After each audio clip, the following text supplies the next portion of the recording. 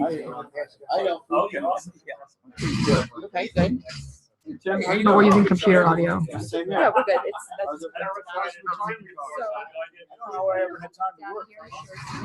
And that's real quick. That's tomorrow. And then when you're done, you'll say something down in this corner. And I can click end. So, guys tell me they get bored when they retire. I was looking forward to getting bored. So it keeps you young. It really does. So we have like do you need something? An agenda? I was just gonna get moved, so I'm not. Oh, okay. An agenda would be great. Okay. Thank you. Allison, would you be opposed to sitting over there? See you? Would that be okay? Thanks, Miriam. I have to go. And then if we move this further out, just so we can pick up the audio without seeing it. Yeah. Oh, okay. So we'll just leave it over here. That's like, or maybe over here is better. Yeah. Microphone? What is it? Yeah. Yes, we don't have any choice. We have to do that. That's cool. Yeah. Here, is that good? Right. Yes, beautiful, perfect. Actually, if you're okay, I can just sit over there too. You're okay with this? Okay, great. So, yeah, you're okay with that? Okay. Did everybody get an agenda before we get started? I did not. Oh, yeah, I get that. Yeah, okay. I'm sorry. I saw you carrying a bunch of papers. I thought it was like just one sheet there. Where's Kevin? And he's gonna be here. His name? Maybe neither. Oh, I know. Oh, Yeah, because there's like a big blank that's spot. why I came from Riverhead instead of from Mostly me and Allison. Where did you go? So is the camera It is the here right. and that's just the mic? Yes. Got it. Yeah. I know it's okay. Okay, so we ordered it? Yes. You are very welcome. People outside the township. Okay, perfect. I think that looks good. Yep. Okay, you guys ready to get started? Sounds good to Thank me. you all for coming tonight. I hope it was easy for you guys to find the building. A few of you have already been here, which is nice. Mhm. So we'll just go around the room really quick and do introductions. My name is Christy Fortner. I'm the Peconic Estuary Program Outreach Coordinator. I'm Allison Branco. I'm the director of the Peconic Estuary Program. I'm Jim Kane, Town of Riverhead. I have not attended a meeting for probably almost 10 years. Wow. I was a liaison for the Riverhead CAC for the 10 years prior to that, Welcome back. but I have not been on the CAC for, as I say, about 10 years. Great to have you back. Yeah, it's really nice to have you. I'm Muriel Falborn from Sag Harbor, and I'm an artist and a landscape designer, and I just try to advocate for cleaner water. I'm Tim Corwin from Southampton. I'm a volunteer for the Riverhead Foundation. Elizabeth Hornstein. I'm the Peconic Estuary Program State Coordinator. I'm Adele Molina. I'm the Education Outreach Assistant. I'm Scott Horowitz, Secretary Treasurer, Southampton Town Trustees. Ed Warren, President of Southampton Town Trustees, and I've been involved since the inception of this program.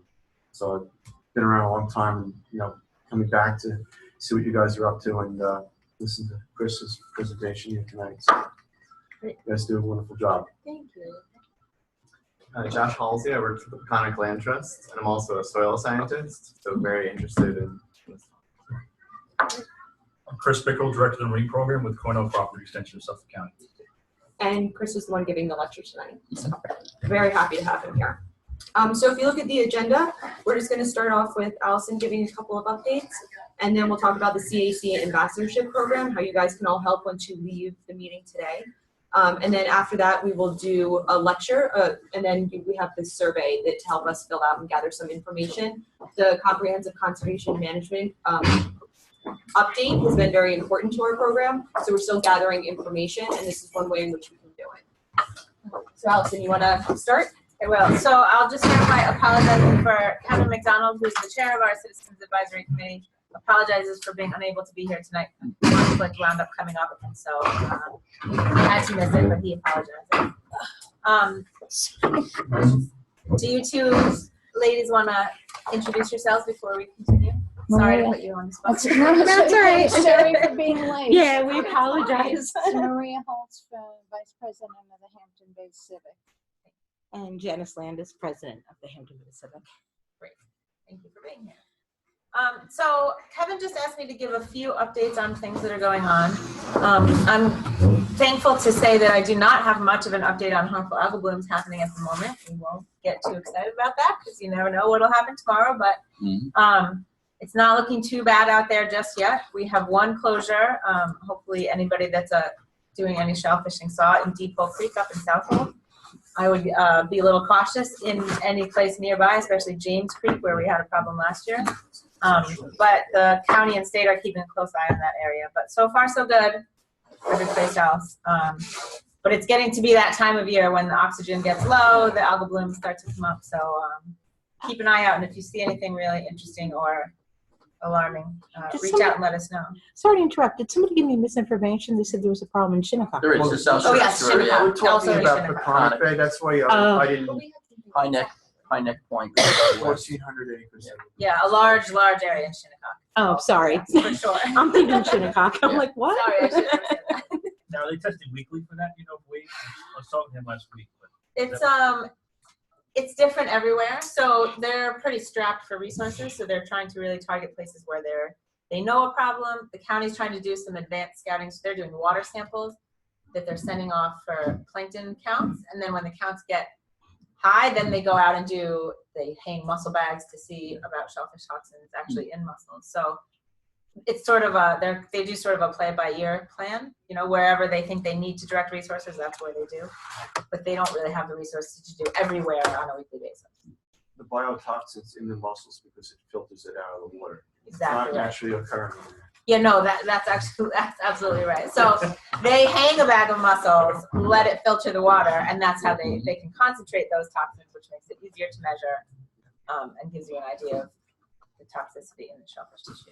Thank you for making me clarify what I said. But so that's how they do that testing. They will do some water column testing, and if the cell counts are high enough, then they'll do the mussel thing, which is a bit more labor intensive, and They the analysis is more the dock in East Fort, East Quogue, and it's the bridge at the pump. Yeah. Yeah, there are a whole bunch of places actually that they have sort of lined up when it's time to get out and do them in more places. And then the other thing that I just want to give a little update on is some of the goings on at Suffolk County relating to the septic upgrade initiative, because it seems like every day there's something new. So where they stand now is the septic pilot program is well underway. They have a lot of systems installed, continuing to install new ones. 4 systems that they piloted in the earliest phase of the pilot program have now been approved for use. So there are 4 commercially available systems that you could put in your house tomorrow if you wanted. Not tomorrow. You could begin the permitting process to put one in your house tomorrow if you wanted. And so their intention is to continue that, and the more things that wind up with good results in that pilot program, more systems will be approved. Can I just ask a quick question about that? Do they have anything approved for commercial, or is it just residential? This pilot is focused just on residential, but there has been a previous phase for commercial where there are a couple of things approved for bigger systems. They're not so much focused right now on piloting for small scale commercial systems. They really try to focus on the residential systems where they think the biggest sort of bang for their buck they can get, because there's so many of them. But there is a lot of talk about what about the commercial and what are we going to do about the commercial. But no specific program for that right now. Okay, thanks. Have they met that goal of 10, 10, 10 that you were talking about last fall? Oh, 10, 10, 10, bringing the price down and getting the, yeah. So what Muriel's referring to is there was a goal expressed. I'm not even sure whose goal that was. So the goal was to bring the price down to $10,000, to bring the treatment level down to 10 milligrams per liter. What was the third 10? I forgot. Anyway, no, they've not yet met that goal, is the short answer. So right now, the pilot program specified that systems had to get under 19 milligrams per liter to be approvable. And so of the 4 systems that have now been given provisional approval, one of them, the average of pilot samples was 12, and the others were all 18 point something. So definitely not down to 10 yet. But work is still underway, both in these commercial companies trying to improve their technology, and then at the Stony Brook Center for Clean Water Technology to advance some more R&D on technologies that will do this job. Do you think eventually it'll get below 10? I think that's the hope, certainly. Yeah. I mean, the goal is to bring the price down and the treatment level up, hopefully at the same time. But those are the two goals of the R&D that really is being focused on right now. When you said they approved a commercial one earlier, do you know if that's what they put into Mashut? Let me think what they put at Mashut. I wonder if I have something that says what it was. I don't remember exactly what they put in at Mashut. I want to say it was a larger commercial version of one of these residential ones that they're pilot testing. Because some of them, they do make them in different scales. I'll have to look it up to find out. It's my understanding that one's failing miserably. Oh, interesting. Oh, yeah. I haven't heard that. Yeah. And it was touted as being like the leading edge. But I believe there's a maintenance program that was supposed to be initiated when it was installed, and I don't think it was followed through. I think that was. Can't answer that. I just I don't know know. we hear complaints constantly. Complaints about what specifically? Smell or Smell, it visible? overflows. Oh, it overflows. Yeah.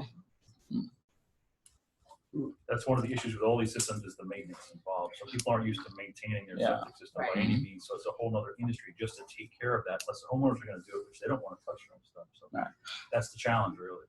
And they have a lot more moving parts. You know, old Well, septic I- systems are just boxes. Now there are pumps and electric and all these different kinds of things.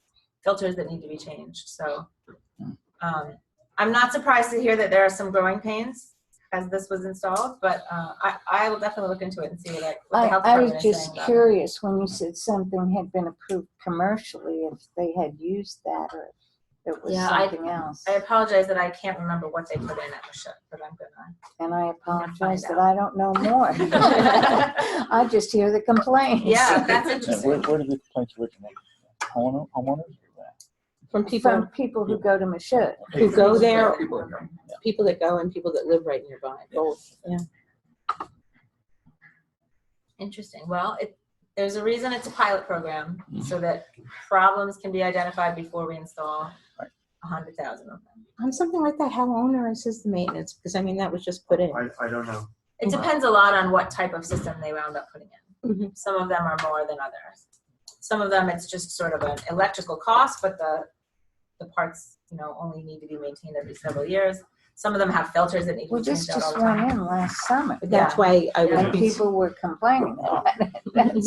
That's why I didn't even think of maintenance as an issue. That's a tough spot too, because it is right on the shoreline. Exactly. But certainly I respect Ed's take on it. Absolutely. No, they would need a grease trap to separate the cooking. Yes. So in addition to the pilot programs, they did pass a law to allow the county to sort of develop a program to install systems on residential properties. So that allows the county to do the permit processing. It's called Article 19 that they enacted. It makes the county the responsible management entity for these new upgraded type systems. And it allows them to require maintenance on them, which is the important thing. So the other things that they're working on now are amendments to the laws and codes that govern this wastewater treatment, and then funding mechanisms to make it actually possible for more than a few people to install these things. So Article 6 is the part of the sanitary code that dictates the septic system rules. And so there's a big effort underway to update that Article 6. There have been a couple of public meetings. I understand the one that was in Flanders, it was not here, it was at Flanders Community Center. Was very well attended. There were like 100 people there or something, so that's great. So Article 6 is being updated. They're proposing at the moment that they want to try to phase out cesspools, try to put the kibosh on some of the grandfathering that's been going on, and then make it required for new construction that people put in these advanced wastewater treatment systems. And then the other thing is that the county has proposed this big grant loan program in order to help fund the installation of these new systems. So that right now has only been proposed and it's making its way through the county legislature. There was a public hearing already. There was a committee meeting yesterday about it. So it could be voted on in the legislature as early as May 16th, which is next Tuesday. That's actually a Riverhead meeting. So if you've never been to a county legislative meeting, this is a good one to go to. It could be very interesting and certainly relevant to everyone. And it's always easier to get to when it's in Riverhead. They have been trying to move more meetings to Riverhead. Legislator Krupski and Fleming have done a great job with that. Where and when is it? It's at the county center. County center, okay. The same building where the courthouse is and all of that, and then county offices.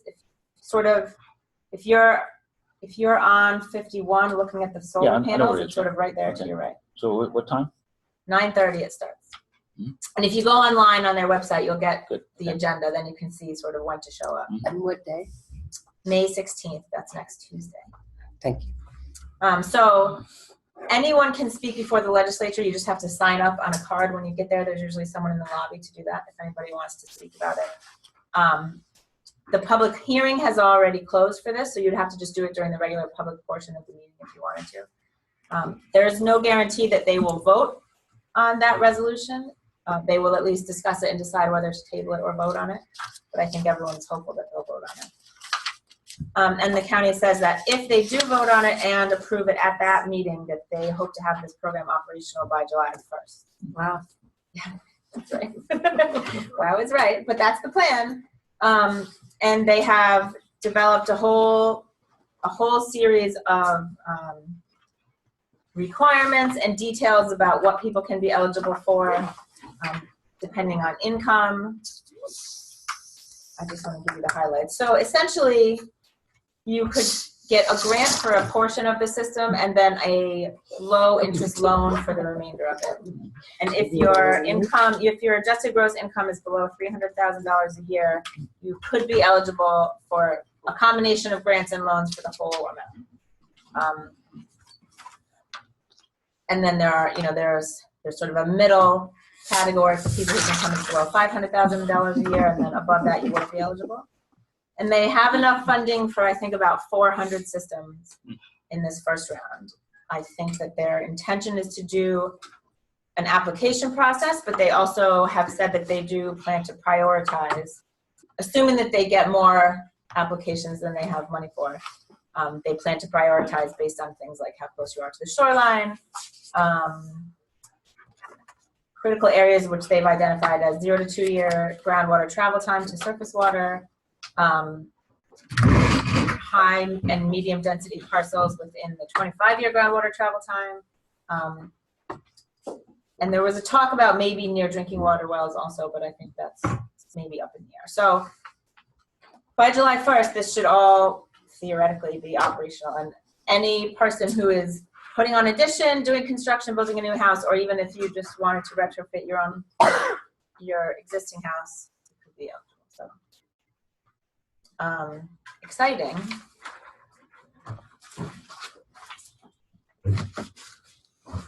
Let's see. Grants up to $10,000. What else can I tell you about that program? Are there any other questions about all of that? It is still a little bit vague how that application process will work. I think that they don't want to put out too many details until they know it's actually been approved by the legislature. But I think if that does happen next week, then we'll expect to see details coming out very quickly. This is going to be throughout the whole county, these 400? Yes, it will. And so they have identified these critical areas that are closer to surface water and closer in shorter groundwater travel times. But yeah, it's a lot of competition countywide. So other than the Southwest Sewer District, there are huge areas. Of course, we'd like to see as many as possible of them going to Peconic. So hopefully we can count on everyone to encourage all of their neighbors, especially if they're having trouble with their own system, to apply. Is there any plan to increase the number in the? Yes, lots of plans. So my next update was that the state budget actually has a ton of money in it for clean water infrastructure, some of which the county is hoping they can apply to this program as well. So that's part of the plan. And then they're also still talking about other ways to generate a continuing revenue source. Something like the water fee that they proposed last year that has since been withdrawn. But something, the goal is to have something that's more of a recurring source and not a one-shot deal. Also, I should say that the source they're using right now for this initial grant loan program is meant to go over several years and not just be a one-year thing as well. So that comes from the 0.25% fund.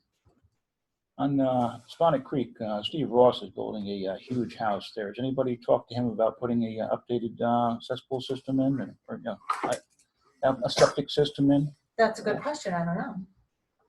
It seems to me, I mean, he can certainly afford it with no problem. Right. I don't know.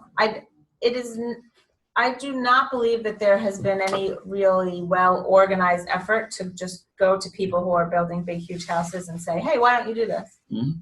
I think that would be, if you're a neighbor, I think that would be a great thing to do. Well, I know his caretaker real well. I'll talk to him about Suggest it. Yeah. Mm-hmm. Yeah, because, I do think that the intention at some point, which may be a ways down the line, is that everyone will eventually have to upgrade. Mm-hmm. So if you're building... If they pass this new Article 6 before he gets his county wastewater permits, he'll have to put one in. Okay. But it would be wise to probably just do it preemptively, especially if you can easily afford to do so. Sure. Mm-hmm. Remind me what the 0.25% fund is? So Suffolk County has a 0.25% sales tax, and they use it for several different things. There's a water quality protection and restoration program that comes out of it. The funding for this is a small portion of the sewer stabilization fund that is meant to be applied to areas without sewers, so on-site wastewater treatment. I don't know the exact, it's some percentage of that 0.25%, and I can't off the top of my head tell you what it is, but it's that portion of the sewer stabilization fund that's meant for septic systems. So many years ago, they sort of anticipated that this would someday be needed for this. So is there a lot of money? It's a couple $1 million. It's not a ton of money, considering the need has been estimated countywide something like $8 billion. So there's a lot of work to be done, but it's a start.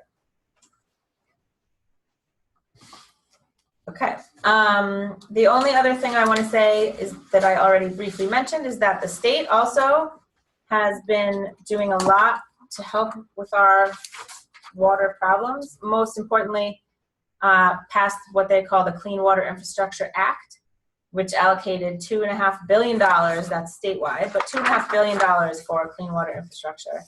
And there's a whole long list of things that it's meant to be divided up among, which you can imagine is a lot of drinking water stuff, but also a lot of wastewater treatment, a lot of water quality infrastructure, a good chunk of money for intermunicipal water quality projects, upgrades and replacements of septic systems and cesspools at $75 million.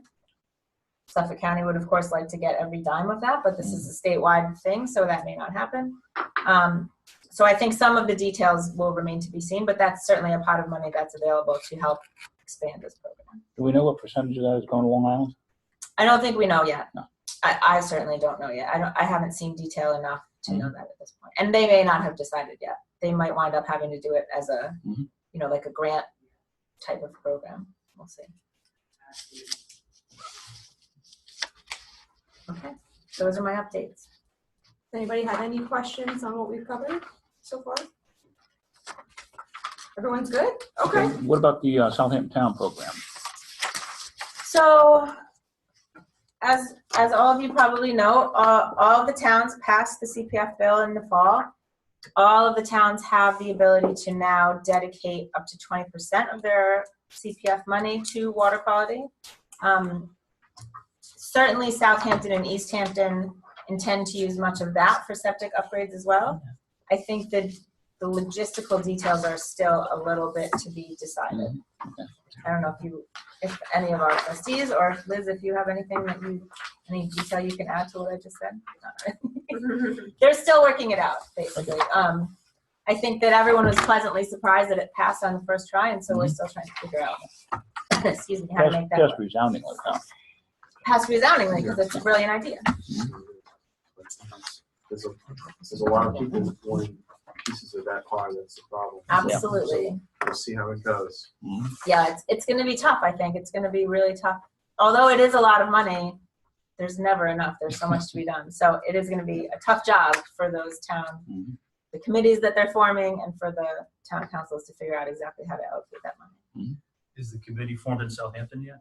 I think yes, and I believe Eric is on for the trustees. He's representing the trustees. I think really they haven't just heard much back. They from just them. sent an email asking for people to send in interest letters for the committee. Yeah, I think the committee's formed. Yeah. Oh, really? I thought it was Just a committee to form a committee. Oh, no. Okay. Well, I know we have a trustee on the committee to form the committee. Yeah. That's good, at least. Yeah, so, and I will just remind everyone that the towns also are able to spend up to 10% of the water quality, 20% actually on the Peconic Estuary program. So we still are in talks with the town about how exactly that should be worked out as well. Until they sort of figure out the rest of it for themselves. Nobody wants to make too many concrete plans with us, but we're working on it. And that's something, we have a little bit of an update of that in the CAC investor talking points. Right. So, Good. and we have more information. Well, I'll go over it when we get to that point. Good. But Excellent. Thank you. there's a little bit more on that coming. Any more questions about any of that? I know it's a lot, and there's, you know, when I asked for the latest and greatest update, I got about 25 pages and 3 PowerPoint presentations from the county. So I encourage you, when you see, we've been trying to share information about public meetings. They are trying to have public meetings to update folks. So if you possibly can make it, I do encourage you to go, because there is a lot going on, and it's easier to hear it in a big 25-minute PowerPoint presentation to get all the details.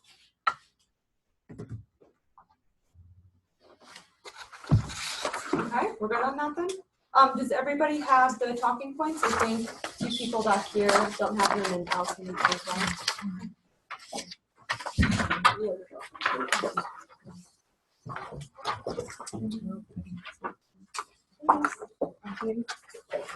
Thank you. So every meeting I've been handing out CAC ambassador talking points. So this is just giving you more information when you leave this meeting. What can you continue to do within your community? You can always volunteer at different events that PEP is having.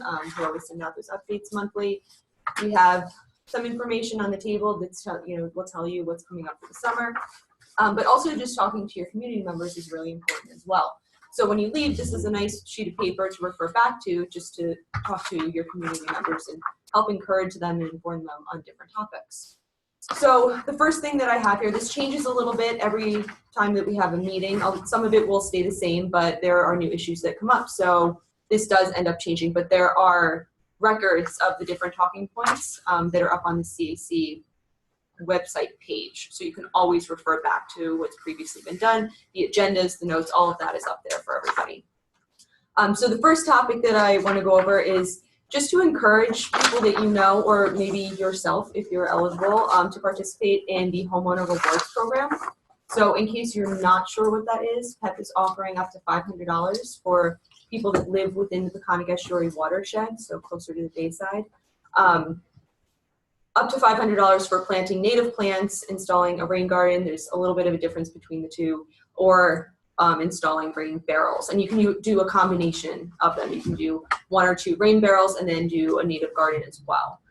So the money that we have for this is going to run out in September of 2019. So it's still 2 years away as of right now, but that definitely comes up quick when you're trying to encourage people to participate in this program. There's definitely some planning involved. You know, what are the native plants if people aren't familiar? Where do I get them? How am I going to plan this? It's a lot of questions. A lot of people go into it. They'll learn about it 1 year, and then we get the applications the following year. So if that happens now, because we're in the planting season, we're going to have a new round of applicants in 2018. And then we only have 1 more year to go from that point on. So we want to encourage people to participate in this because by having native plants in your yard, then you're removing an area, whether it's turf or just lawn grass, that you don't need to fertilize. So we're trying to reduce fertilize use, encourage organic, time release, those different types of fertilizers.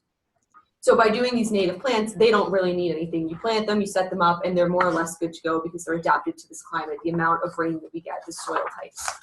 So we're asking everyone just to help spread the word because we do have a limited amount of time.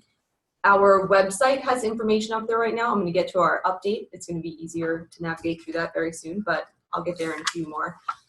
So are there any questions in general about the program so that you can help explain this and encourage people to use it as well? We have flyers. The flyers are over on the table. I encourage everyone to take maybe one or two and give it to somebody that you know that lives close to the bay. If people aren't sure if they're in the watershed, again, they can either call us and we can look it up, or it's on the website. They can just go type in on a Google map that has our boundary. It drops a pin, and then you know whether you're in the yellow line or you're out the yellow line. And it's as simple as that. But sometimes it can be a little tricky to get to. We're always welcome for questions and anything that you need.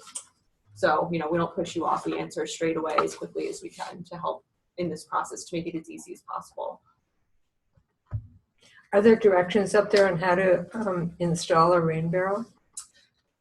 Oh, that's a good question. An actual rain barrel? The rain barrel itself, it's really. I mean, I like the idea and I know where I could put one, but then it's like, okay, now what do I do? So rain barrels actually do all come with instructions, and there's not much to it.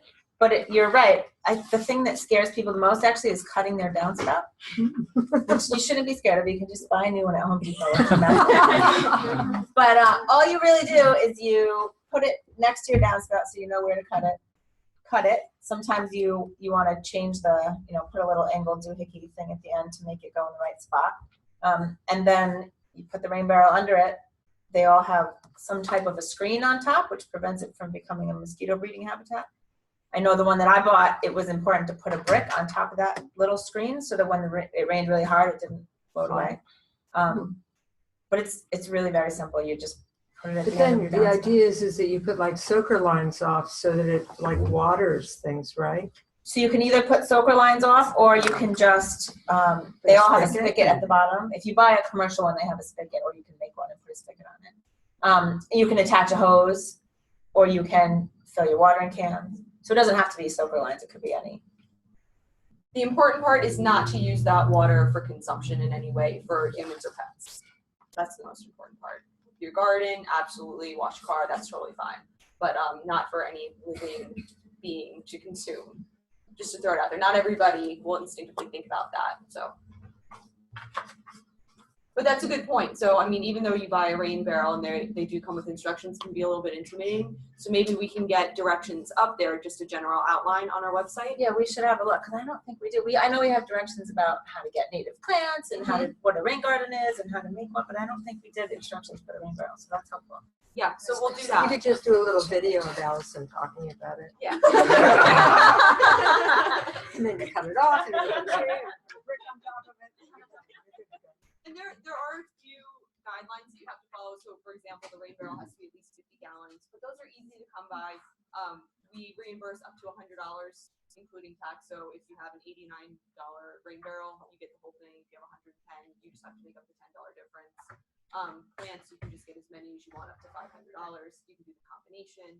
So, there's a lot of options, and we're always open to help. We have suggestions on where to buy native plants. Long Island Native Plant Sale Initiative is actually having a sale on the 2nd and 3rd in June.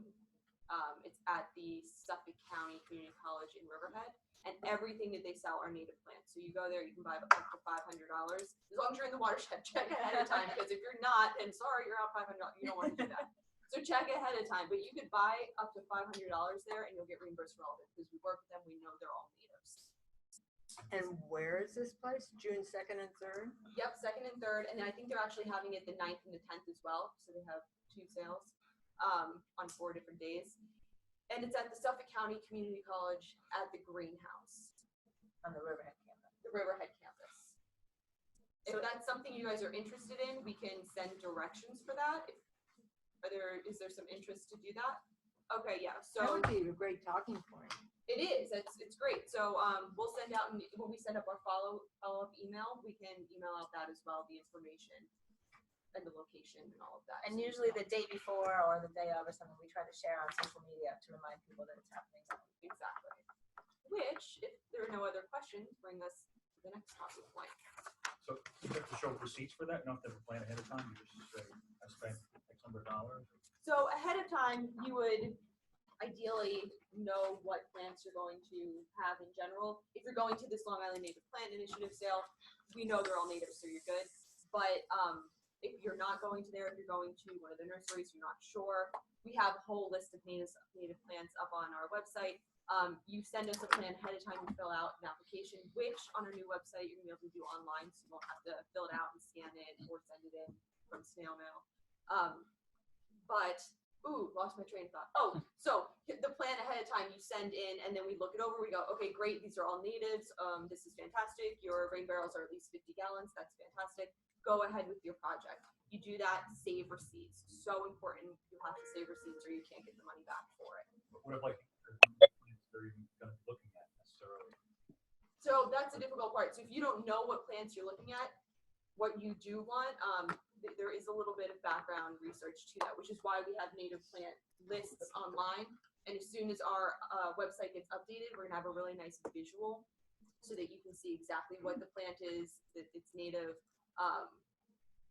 what soil it's good for, an image, what it actually looks like, and you don't have to go typing every time you don't know what one of the native plants is. So there's all that kind of information out there, but we're trying to make it as easy as possible, and this website update will hopefully do that. And the reason we do the pre-application is just so that people don't go out and spend a lot of money expecting to get a reward from us and then wind up not being eligible. So, if you list native plants that you're going to plant and you wind up, getting to the sale and saying, oh, I like this one better, and change out a couple of plants, as long as they're also native, it's okay. Just know that if it's not on the pre-approved list, we can't promise until you send it in that you'll get your reward. But as long as you're confident you're planting native. And you think it's both weekends, 2nd and 3rd, and then 9th and 10th? Look it up real quick while we move on to give the it a next look. one. I just got an email for it, and we're actually going to be at the one at the 2nd and 3rd to help promote the Homeowner Rewards program on site. But yeah, I think there was a second one as well, the 9th and 10th. I just got the email, but we can send that all out as well. So it's a Friday, Saturday, both times. And you'll tell us the time? Yep, I believe it's from 9 to 2, but again, I can send out all that information, location, time, the dates, all of it in the follow-up email. So we can send all of that information out. And that's not the only place that you can get them. So we're actually going to release our newsletter.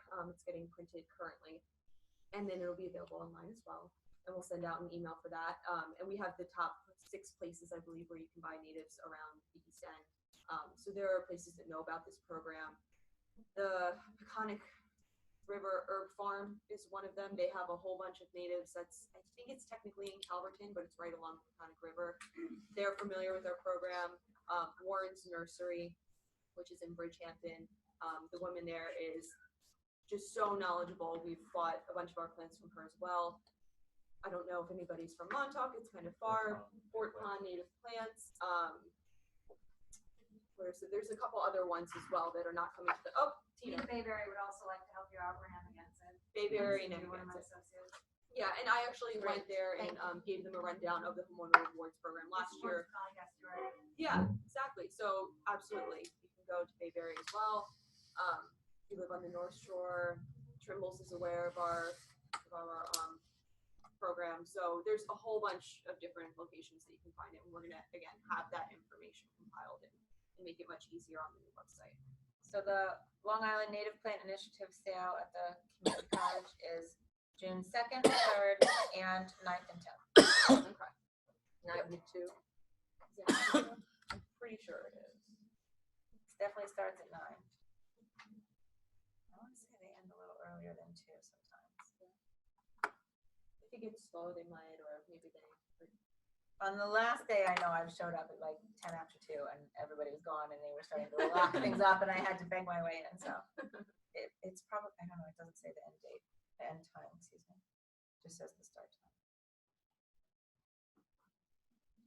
But again, we'll get all that information out to you. So if you have any questions and trying to spread the word, again, you can always email us. There are flyers that I encourage everyone to take and at least pass out one. You can even tack it to your local coffee shop that you go and get some that are comfortable with you doing that. Starbucks is always great. As long Magic Words are nonprofit and they're fine with it. So different places you can just tack up and get people to respond. We did a push for that, I think 2 years ago, and we got a decent amount of responses just by packing up the flyers in local coffee places, I think delis, there's that sort of display thing. board in here too. Display board in here, yeah, we can tack one up in this area as well. So that's one way that you can all really help us out, is to help spread the word that way. Any other questions on that? Okay. So one really easy way to help us is to share any of our posts on Facebook. The more that people share, the more coverage we get. So if you're just sitting around and on Facebook one day, you just click on Peconic Estuary Program, see what we posted recently. We're doing a series of posts right now of plant this, not that. So an invasive and what you should plant instead. A native that looks similar that might be a great alternative instead of the invasive. And then we inform people about the Homeowner Rewards Program. Different events that come up, even if you don't feel like attending. If you share it, there are other people out there that might be interested that we're not reaching. So that's just one really simple way that you can help us out. And also, I wanted to make note of our updated website. It says May 15th on here for our updated website. That might get pushed back just a little bit longer. We're hoping by a week maximum, but it is happening. We're very close. And we're excited because there's so much, we have our old information that's being transferred over and easier to find and navigate through. And we have a bunch of new information up as well. So we're going to have fun test your knowledge quizzes, information for kids worksheets and different downloadable options for children. We're going to have a Spanish section as well, so you can translate. You can just click of a button that can be translated into Spanish to help reach the Spanish-speaking community, which we haven't really been able to do up until this point very successfully. So this website's really going to help. We're going to have the updated plant database, so that's going to be easier, being able to apply for the Homeowner Rewards Program online. We have so much other information that's going up as well. Can you think of anything off the top of your head? That's what I've got for the major ones. Those are the most important ones, I Those are think, the for the most Citizens Advisory Committee. Little Yeah. things like we're going to try to have tides and weather in the corner so that it's a handy place to get that kind of stuff. And a whole section really, I think, on what you can do to help, us and the environmental. And you'll have your own page. CAC members will have a page where you can go and, again, look up all of this information. If you forgot it, if you need to print it out again, it's all going to be there.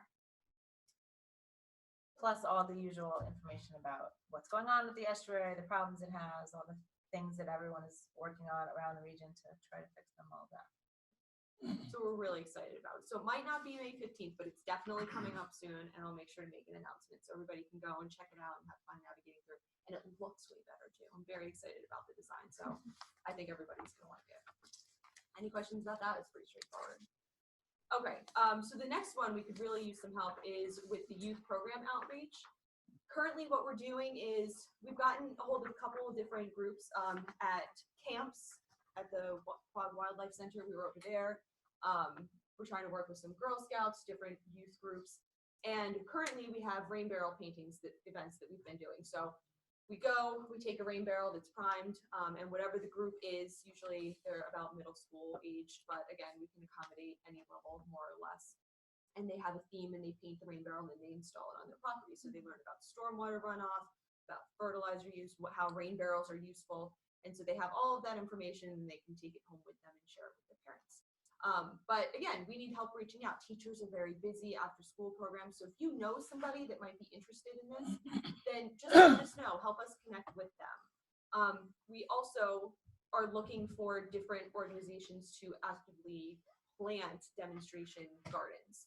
So native plant gardens, so we can do it at school or at a community center. Along those lines, it's just that the school would have to agree to upkeep it. So we can pay for all of it, but they have to, after the fact, just manage it, pull weeds occasionally. But natives are meant to really take care of themselves. So after the first few years, it pretty much is going to take care of itself. But it's still a great learning tool to get the kids outside and planting and learning about natives. So we're interested in doing that as well. So again, if you know any group that's looking for that as well. Another thing I'd really like to do with the youth program is maybe set up some personalized Peconic River walking tours. We did that for Earth Day, the day after Earth Day. And we have a whole bunch of projects that are lined up along the river. So we have a fishing line receptacle program, which I'll talk about on the back. We can just talk about the river in general, our native garden.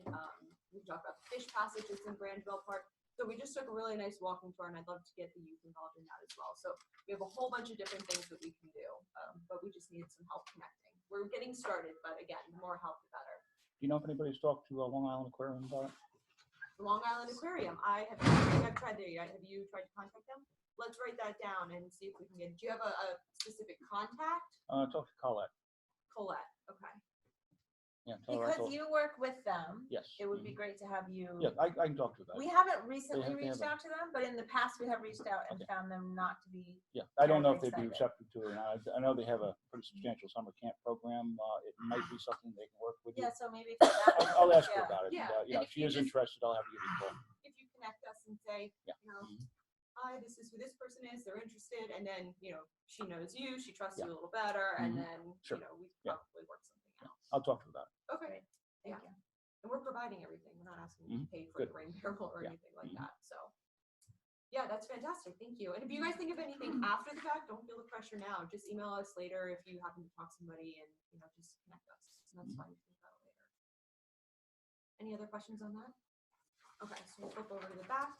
So this is where the Community Preservation Fund comes into play. I just wanted to give you a little update in case anybody was not aware, forgot, just wanted a little bit more information. So Proposition 1 passed this past November, which allowed all 5 towns, Allison gave a little update already, to spend up to 20% on water quality projects. So each town gets to decide differently. Here I have the towns listed and just generally what they're looking to do. I do have a document that has more detailed information. If there is a lot of interest in knowing specifically what's going on, again, it's an outline, it's not set in stone, but there are more details than just, the one sentence that I have on here of what the different towns are trying to do, what they're working towards. So if there's interest, I can send out that document that we sort of wrote out in more detail. And the South Fork towns have very extensive plans that if you really want to know all the details, you can read. And what is that about Riverhead using the CPF to balance the budget? Yeah. Maybe rephrase that a little bit. So Riverhead's Community Preservation Fund, all of the revenues coming in right now are being used to pay debt service. So they have borrowed based on projected So revenues they're paying to make big debt on- purchases that they wanted to make. Servicing debt on purchases they made. Yes. Yeah, okay. So they're right now their influx is not huge and they have big debts. So they're not pretty much balancing their everything that comes overall in budget with the CPF then. they're they're not trying to balance their operating budget. They're Good. just Yeah, paying debt on their. That's a little bit confusing. I'll reword that so it's, oh yeah, we're just gonna take from this pool of money and Yeah, put it. that is what it sounds like there. It Well, does, it's right, so I'll it reword happens that. elsewhere. So But debt service on what? Is it like for the sanitation, the water? no, it's for treatment? actual CPF purchases that they've made. Oh. So they had borrowed, Yeah, if there was a big reword that. purchase and they didn't have a big pot of money already, they Yeah, borrowed. you might want to just add in there, balance the CPF budget. Yes. Okay, we'll put that specifically. Okay, good point. So any questions on that? Is there any interest where you want me to send out the detailed plans? No? Okay, we'll upload them to the CAC website so that if you do want them, they're there as a reference. Sound good? Okay, so up next is the CCMP update. So again, we're trying to encourage everyone to participate because we do need public input.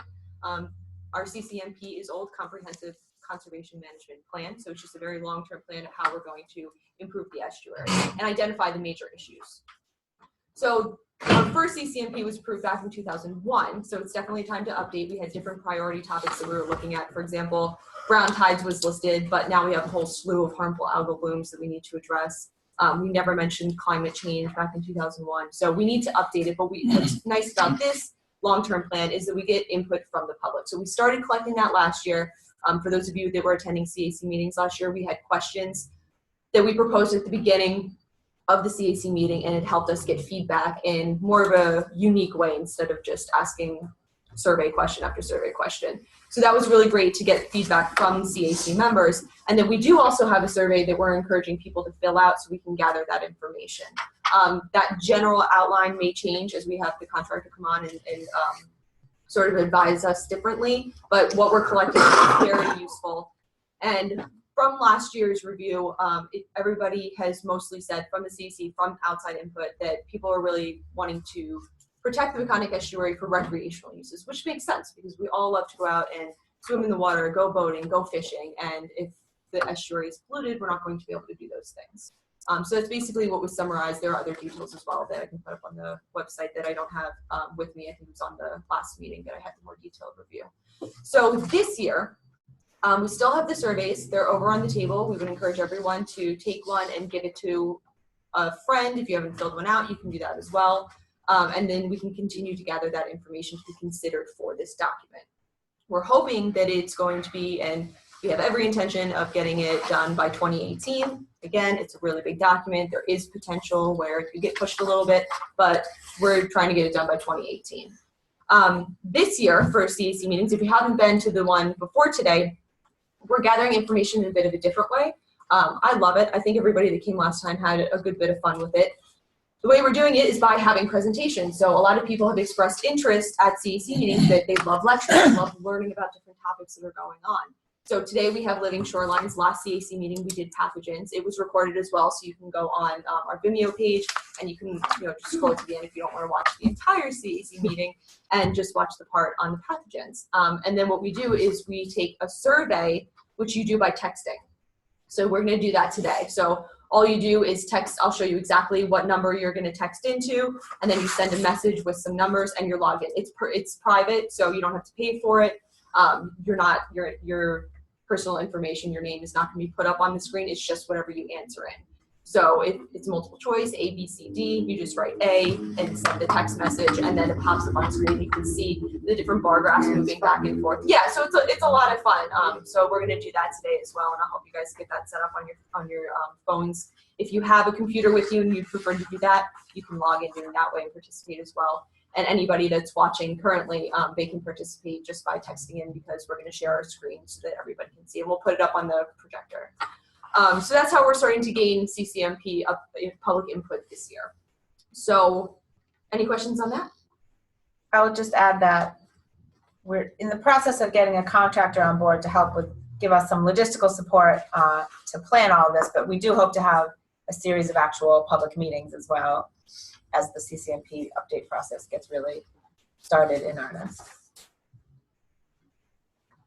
Okay, so for the last two, we have fishing line receptacles. So in December 2016, PEP volunteers actually came and assembled monofilament receptacles. It's essentially just fishing line trash cans.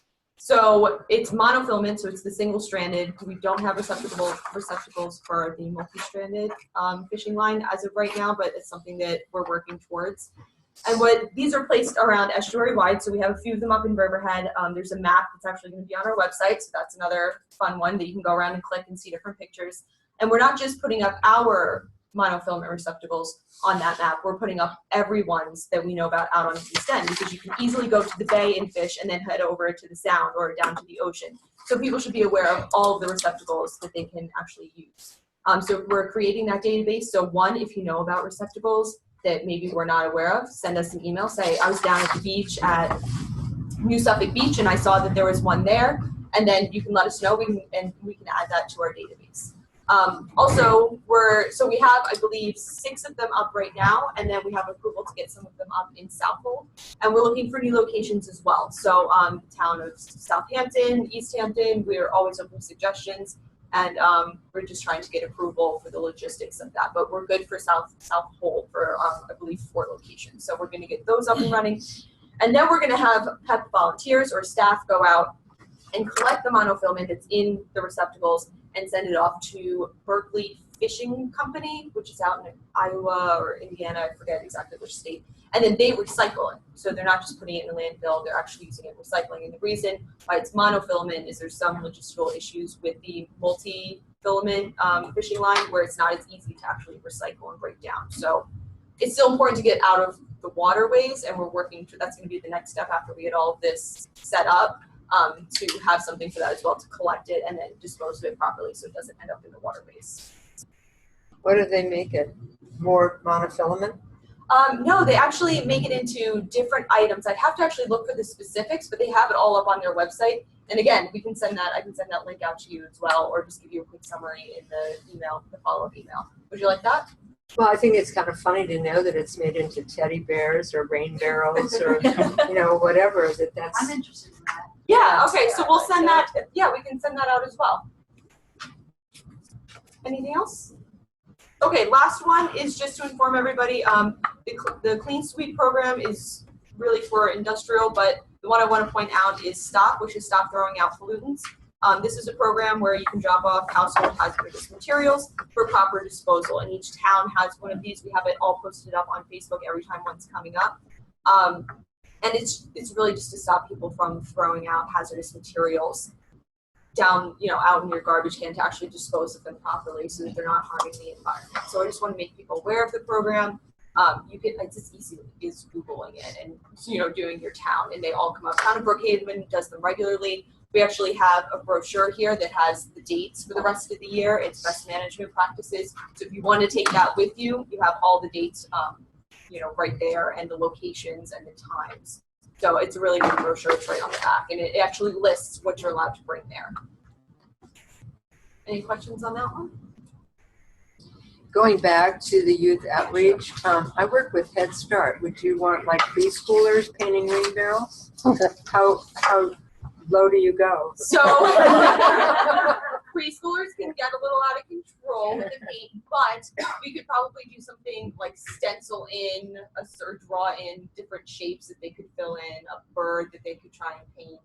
We can accommodate it. We can definitely do something. Okay, I'll or see if I maybe a can sell different, maybe a different activity if they want to collaborate with something different. But we do. They like to paint. Yeah, they like to paint. They could do something fun like Unity and do their handprints, and what I mean? Totally. Yeah, exactly. Yeah, they Okay. have different objects that you paint and then press it up against it, and it could be fish, it could be seaweed, it could be anything. So we can definitely accommodate it that way. Okay, so at this point we're going to move on to the presentation and the survey. So I'm going to get the information up on the screen so you guys can text in. I'm going to walk you through it. We have time left so that we can take the steps to make sure everybody's signed in appropriately. There's one pre-question, then we'll do the presentation, and then one question after the fact, or a couple questions after the fact. So if you want to, I encourage everyone to move forward. We're going to shut off the lights, and then everybody will really be able to see the screen better. So if you'd like to move, please do.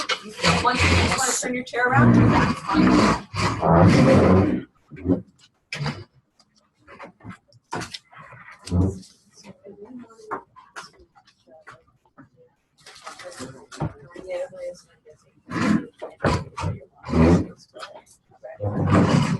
Okay, I need to get more about it. Okay, I've just been swamped. No, I totally understand. So I'm glad to hear that it is. Yeah, and another thing was she said you had a brilliant idea that she's not so doing like a plan or I know. And to be able to see us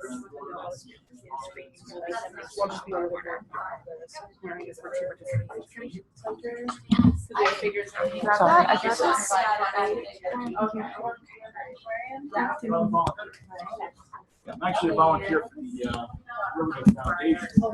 I volunteered there 2 years ago. But as part of that, I also.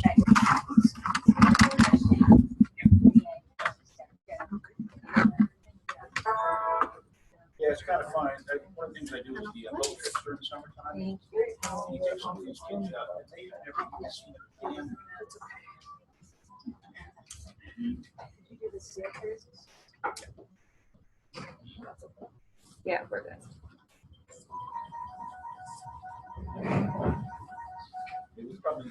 Okay, so the way that the poll works is that you can actually text in. So if you were going to text your sister, your significant other, your kids, whoever you were going to text, they have a phone number that you would put in, although now with our cell phones, everybody's safe. But 631, 63972, whatever the number is. Instead of texting the number to whoever you were trying to talk to, you're going to enter in text Christy, PFOE 976. So that's who you're texting, the person you're texting.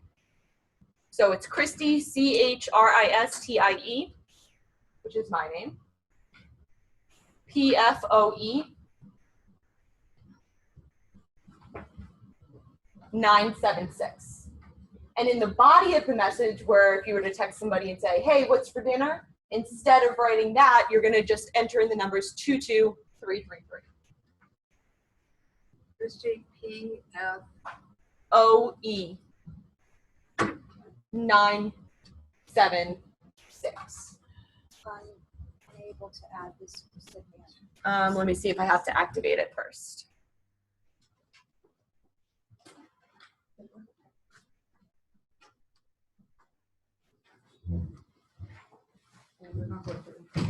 What? No, it says. Oh, you gotta text it 222 and. You're texting it to Christy. Oh. Yeah. Did anybody sure? No, it's the other way around. text Christy PFO to? Oh, that's my fault. Sorry about that. So you're texting 22333, and in the message you're putting my name and those few numbers. Sorry about that. That's on me. Just testing. Making sure you guys are paying attention. So, Christy, if we did this at the last meeting, you should still. It was the same number, so we can. Was do it we the have same to number? read? Apparently. Oh, that's great. So do we have to So you should, join? because at the end of this, you just type in leave and then it leaves the poll. Okay. So you should be signed out. If you texted leave at the last meeting, you're not in it anymore. And right now it says that there are no participants, I think, at this point. It's working, so you guys will start to pop up eventually. So is there a confirmation email that you got? It says blah, blah, blah, we will not spam you. Exactly. Yeah, this is a private server. You're not going to get any sort of text messages or calls. Your name's not going to appear on here. Your phone number is not going to appear. It's just whatever you text in. So I'm going to give you guys a few minutes. If you need help, raise your hand. We can come around and help you. I'm not real smart. You're so I have no idea. technological. You have a new website, they're just real time. We're trying to join the century. And people are listening, watching through, I saw you log on to the website. Yeah, so we can have people on live. Are people on there? I think we have one. Yeah, we have one person on there right now. Talk to us? They can chat in with us. If they put on their audio, then they can talk to us as well. They can also put up their video if they want, but a lot of people choose to keep their video off. And then this is also recording, so you can go back and review everything that we talked about. And then this is actually being recorded right now. The screen is being recorded, not us. So people are actually watching what we're doing on the screen and can participate. Audio and. Yeah, so that's what that fun little pod is. That's a microphone, so it picks up the audio much better.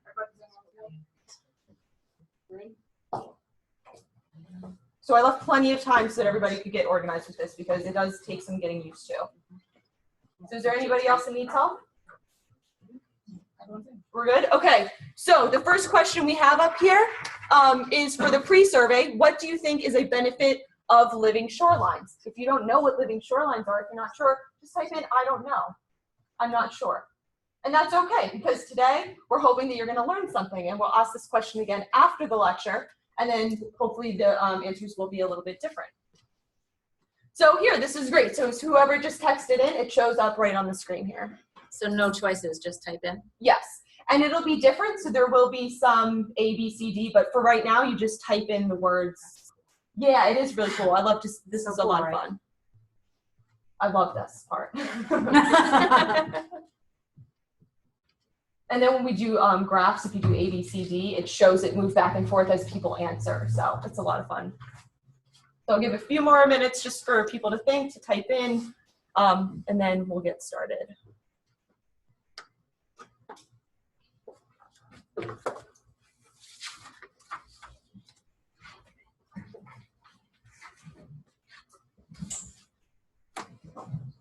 Okay, seems like it might be tapering off here. So I think we're all good then. Okay, so I'm gonna close this. And that question is for later. So until then, you can stay logged in. And I'm inviting Chris Pickerel now to come up and talk about living shoreline. So hopefully we'll have some different answers after. I would hope so. If not, I'm in trouble. One of the questions is, did you learn anything today? So The answer's yes. pressure's on. Okay, this is gonna stay there. I guess it won't be a problem. That's gonna stay there. I think I can actually.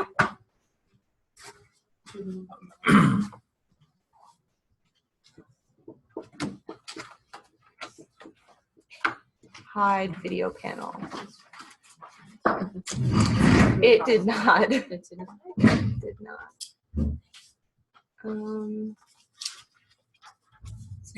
It's just photo credits down there. It's fine. Okay. So sorry about that. No problem. One of the little snafus of these things. Okay. I wish it was a little darker in here, but I think, can you all see in the back? Is it okay? It's good. Okay. My name is Chris Pickrell. I'm Director of Marine Program with Cornell Crop Extension of Suffolk County. I've been with Cornell this is my 25th year, actually. So been around for a while. I've known Ed for not quite that many years, but a number of years, so we go way back.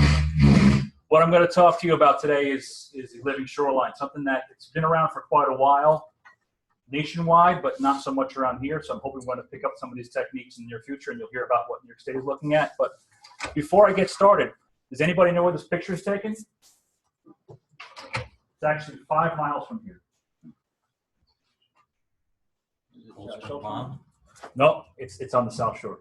It's on the South Shore. I'll show you real quick here.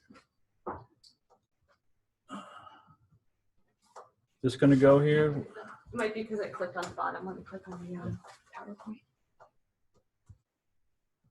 Okay, there we go. So, Sunset Avenue in East Quad. So that happens to be actually a living shoreline project, which I knew nothing about. Did you guys know anything about that? Ed, is that something you guys permitted some years ago, 10, 15, 20 years ago? There was a lot of concrete that was placed there over the years, but they've taken the concrete out and put the stones in further down on this building, very below the high tide mark. And Yes. it's done a wonderful job. It's better than putting a bulkhead up there where the bulkhead, the shoreline will be completely eroded by now.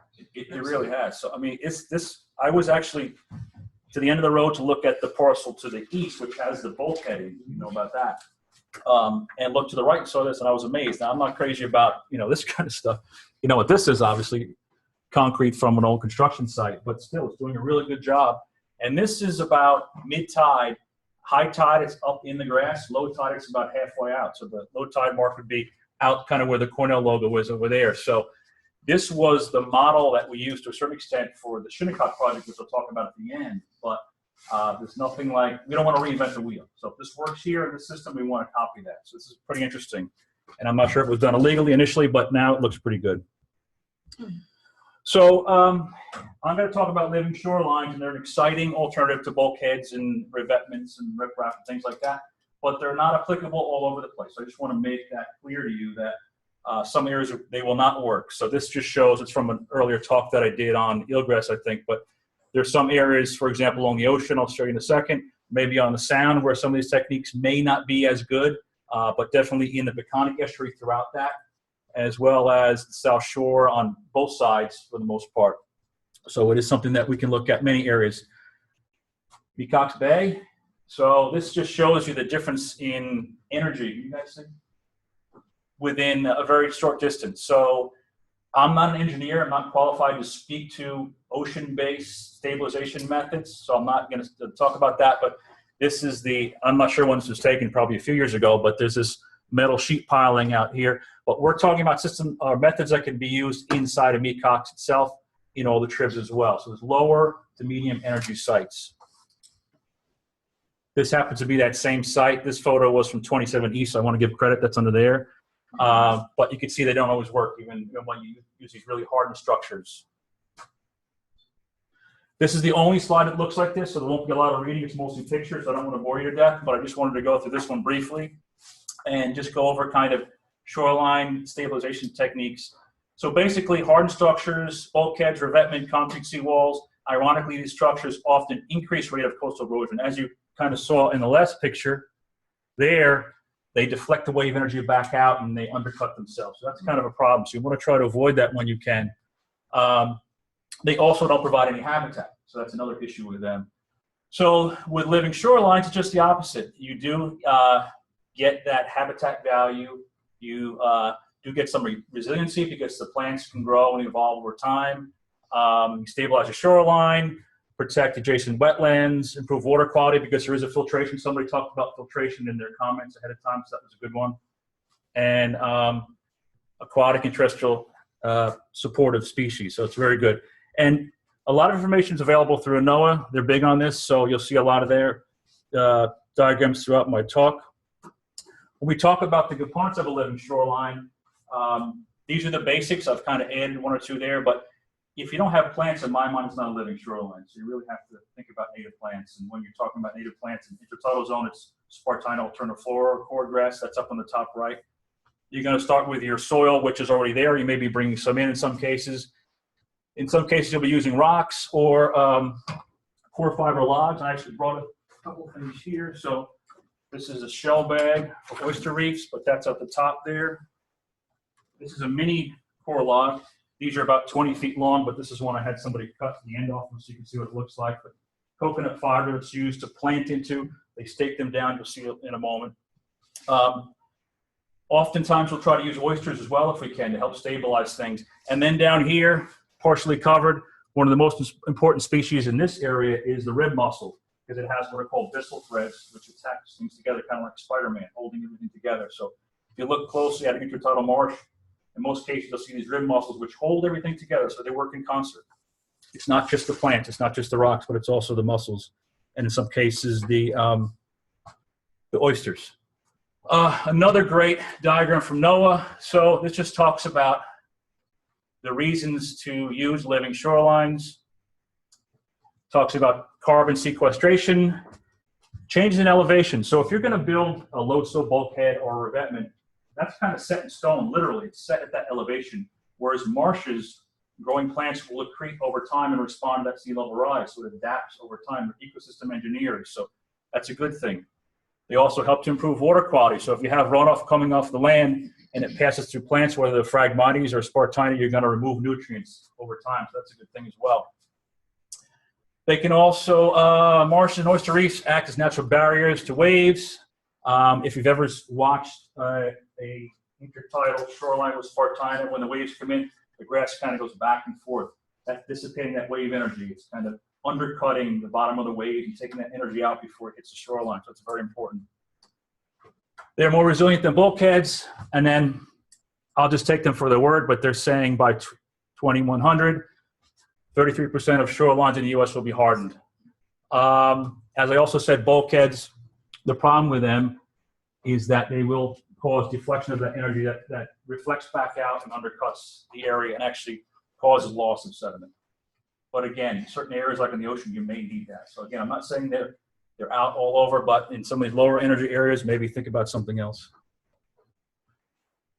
The first living shoreline concept was developed in the Chesapeake Bay by Dr. Edgar Garbish Jr. And I actually took classes with him in 1990 or 91. I took a wetland restoration class. He's actually a chemist by training, interesting guy. He's pretty, if you ever get a chance to meet him, I think he's still alive. But he developed what's called this marsh sill system, which is a little over-engineered in my mind. You'll hear about that in a moment. But basically to act as a wave break at the toe of the slope where the Spartina will be growing. Spartina grows from mean sea level to mean high water. So it's not from mean sea level to mean low water. That's unvegetated, but it's that zone, that mid-range. So he developed this. And then that was used for a number of years up and down the southern mid-Atlantic. So these are recent installations. But there's actually been quite a bit of pushback. That's a beautiful spot there. But quite a bit of pushback on these in recent years because it's a good thing to use the plants, obviously, but as you can imagine, there's not a lot of exchange between animals across that rock barrier. So it's really, in some cases, it may be over-engineered. So they've done a good thing, but maybe they got to step back and reduce the number of rocks that they use and things like this. So there's been some papers questioning the methodology. When we move up further north, Delaware-based system, this is more typical to what we have here. So you've all seen these eroded marsh edges where the peat kind of erodes away. Something's blocked here. I'll get to it in a second. So what they'll do is a combination of these guys to kind of form this barrier, and then these guys at the base in front of it. And then I have down here, they'll also use rib mussels, and they'll plant the rib mussels. Sorry, I'm going to try and see if we can get this. Just go over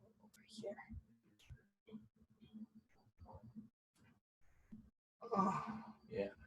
Darn, that's no better though, is it? Yeah, that might work. Maybe it'll be better. There we go. You got it. You got it. So anyway, so this is more typical to what we'd see and more appropriate. So it's kind of a softer methodology. And again, they have been focusing a lot on rib muscles, which we'll talk about in a moment.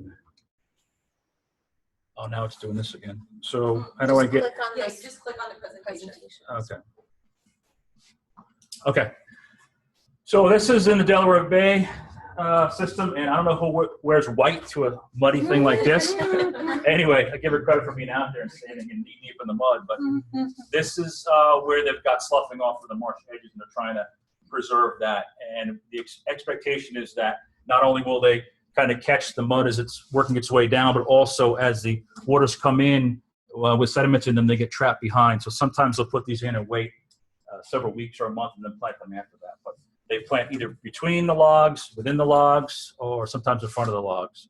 A lot of wooden stakes as well, so not the most attractive thing. Depending on the wave energy and where you are, the logs will last anywhere from 18 months to a couple years, sometimes longer, depending on the wave energy. But so they don't last forever, so you got to make sure you plant them pretty effectively. Here's a pretty ugly one in Martha's Vineyard. I assume they're going to plant that eventually, but it seems to be over-engineered in my mind. But again, you see a spot here where the peat is eroded out, and I would imagine that geese or swans are kind of eating at that edge. You know, who knows? But that's something that they have done. So again, moving up the coast. In terms of New York State, there really haven't been many of these, if any. There's been some use of the logs, not so much these guys, but the logs. Definitely some rocks here and there. And in fact, DEC just released this draft guidance December of last year. I was able to comment on it. I think Allison did as well, probably. I did not submit official comments, but Okay. I did make comments. So it's a good start, but it's sad in that the picture they have on the cover is Anne Arundel County, Maryland. So we have no projects. You know, I gave them a picture of one of our projects, so hopefully they'll use that. But so we'll see. But at least they're becoming more open-minded about the system and the method. And hopefully at the town level as well, we can talk about these things. But it's something whose time has come, I believe. This is another great document or diagram from NOAA, and it just shows the whole continuum from the lowest energy to the highest energy. So again, if you're on the ocean, you're going to be looking at alternatives like this and this, maybe even a breakwater, but we're talking more about this mid to lower end range. In the headwaters of creeks, you're going to just need vegetation, but as you move further out, or if there's erosion or bioturbation, you're going to look at the biologs. And then if it's more exposed, something like the sills with that rock, but again, lower, smaller rocks ideally. So that's a great diagram. This is, I don't expect you to read any of this, but this is just a little more detailed. This is came out of a group called SAGE, Systems Approach to Geomorphic Engineering. So you can type in SAGE Coast anywhere and find that. It's an amazing resource, many, many pages on this webpage. And it really goes into detail and scores and ranks things. So it's a great resource to look at. But they've broken it down even more, a couple more alternatives. They have just beach nourishment as one alternative. They've got groins as well. So everything's covered here. So it's a real good mix of techniques. And I like this one because this keeps it really simple. So this is probably what you'll see most around here. So you've got this eroded waterfront or creek edge or marsh edge. And you're going to backfill it with sand or sand and gravel, depending on the wave energy there, and plant it out with a Spartina, which I didn't show you, but we grow our own Spartina alterniflora. This is a little guy. We collect local native seeds for our work. As you go into a little bit higher energy, you're going to need to protect the front of that with, again, some of these guys. And as you go even higher, you're going to need rocks. And then this is something live crib wall, which I actually saw DEC permitted this in Stony Brook Harbor. There's a creek system there that have that. And it looks okay. I mean, I'm not thrilled about it. It's an area where there's fresh water coming out. It's seeping out, which isn't a bad thing. The problem is that this is a site where there's a lot of trees overhanging, so you can't get a lot of growth. So that's going to be a limiting factor. Anywhere you want to grow these guys, you have to have full sun. So you got to think about that. So you don't want to cut down the trees, but you know, what do you do? So it's interesting. So local examples. The first one, this is a natural, I believe is a natural system. I don't think it was changed in any way. This is on the North Fork. This is Orient Harbor. If it was darker, you could see our buoys up along the top. We have this scallop sanctuary, but this is as you're going across the causeway, looking out to Bug Light on your right-hand side. There's a little kind of point of land that juts out into Orient Harbor that gets hit pretty hard year-round. Southwest is hitting it kind of all summer. In the winter, you can get storms that come around from the north as well, or at least northeast. You can see here the change in the texture of the rocks, the stone that's here. So finer in the water, but coarser along the edge here. So what's happening is the sand is being eroded out of the system. But you also have, if you look real close, you got the mussels. So it's nice to take pictures in the summer when you see all the lush green, but this time you get to see those mussels, and they're doing almost more work than the plants, but they wouldn't be here without the plants. So you have to have them in concert. So go back to this for a second. I don't know that these rocks were placed. I don't think they were placed out here, but anything like that's going to help deflect and break the wave energy as the waves come in here. So we're using this as a model for a different project I'll talk about at the end in Greenport, but this is a site that we're pretty interested in. We're going to track it closely. Getting back to this one. So again, this is one. So do you know when this was done, Ed? Do you have any idea? Or just was dumping illegally? Or? It was dumped illegally in the 70s and early 80s. Yeah. And there were some rocks put there by the homeowner. I don't think it was actually permitted to the trustees. I didn't think so. And what I find it pretty fascinating, knowing that for the 40 years I know it, that with all the grasses, upland there was all these beach and just sand at one time. So by putting the larger rocks, breaking the wave energy, it allows it to create a natural wetlands. Exactly. There's Yes. a lot of rib mussels along there. There really are. Yeah, I'll show in a second. But yeah, it's the same exact thing. The rib mussels with the spartina together. So yeah, it's as good as you're going to get along that shore. It really is. And that was there during Sandy, and it really didn't affect it whatsoever. Not a bit. Not a bit. Again, another winter picture. So this, you hardly see the plants, but you see all the mussels. So again, it's the mussels doing a lot of the work there. So it's important that we work with them. Having said that, I'll talk about our nursery work with shellfish at the end, but nobody's producing these yet in a hatchery. We're just starting to right now. So right now, to get them, you have to dig them from somewhere else, move them in, and seed the area, or hopefully get recruitment over time on the grass you plant.